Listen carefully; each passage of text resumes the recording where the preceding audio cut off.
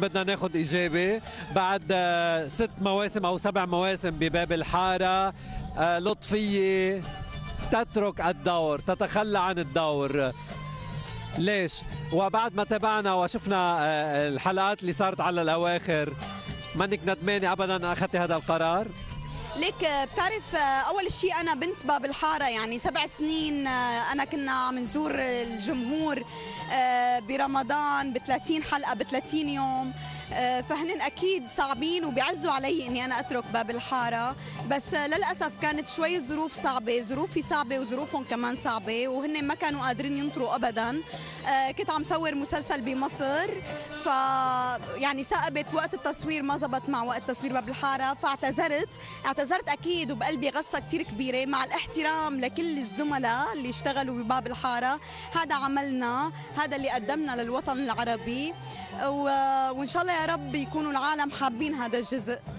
هل لأنه غادرت ليليا لم يطور الدور، أم الدور هيك بده يكون ومش خسارة أنك تركتيه؟ لا ليك، ما فيني اقول مو خساره، لانه 7 سنين ما فيك تكبهم انت. ما بعرف شو صار بالدور، ولا بعرف ولا حضرت ولا حلقه من باب الحاره، بس انا عم بسمع اصداء كثير حلوه. اوكي، في اصداء شوي سلبيه لانه الاجزاء بتعرف ما كل العالم بتتفق عليها. بديلك مثل ما بسمع من الجمهور انه في دورين بديل ما توفقوا، دور معتز البديل ما قدر يعطي الدور، او يمكن يتقبلوا الناس لانه كانوا معتز عشقينه، ولطفي كمان ما يعني البديل ما كان موفق، ما كان بمحله. بتعرف، هي مو القصة انه ما كان موفق لانه هو اجى محله، قلت لك دائما الممثل بينظلم لما بياخذ شخصية عاملها ممثل قبله ومأثرة بالناس.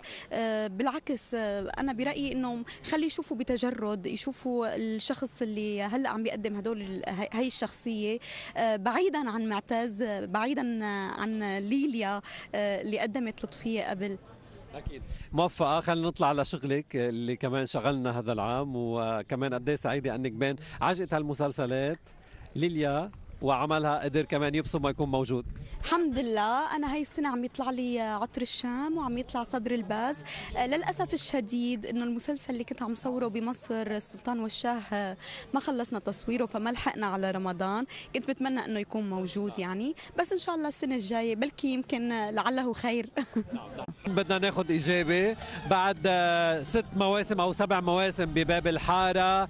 لطفية تترك الدور، تتخلى عن الدور، ليش؟ وبعد ما تابعنا وشفنا الحلقات اللي صارت على الأواخر، منك ندمانة أبداً أخذتي هذا القرار؟ ليك بتعرف، أول شيء أنا بنت باب الحارة، يعني 7 سنين أنا كنا عم نزور الجمهور برمضان ب 30 حلقة ب 30 يوم. فهن اكيد صعبين وبيعزوا علي اني انا اترك باب الحاره، بس للاسف كانت شوي الظروف صعبه، ظروفي صعبه وظروفهم كمان صعبه، وهن ما كانوا قادرين ينطروا ابدا. كنت عم صور مسلسل بمصر، ف يعني ثاقبت الجمهور انه في دورين بديل ما توفقوا، دور معتز البديل ما قدر يعطي الدور، او يمكن يتقبلوا الناس لانه كانوا معتز عشقينه، ولطفي كمان ما يعني البديل ما كان موفق، ما كان بمحله. بتعرف، هي مو القصة انه ما كان موفق لانه هو اجى محله، قلت لك دائما الممثل وقت التصوير ما زبط مع وقت تصوير باب الحارة، فاعتذرت اكيد، وبقلبي غصة كثير كبيرة، مع الاحترام لكل الزملاء اللي اشتغلوا بباب الحارة.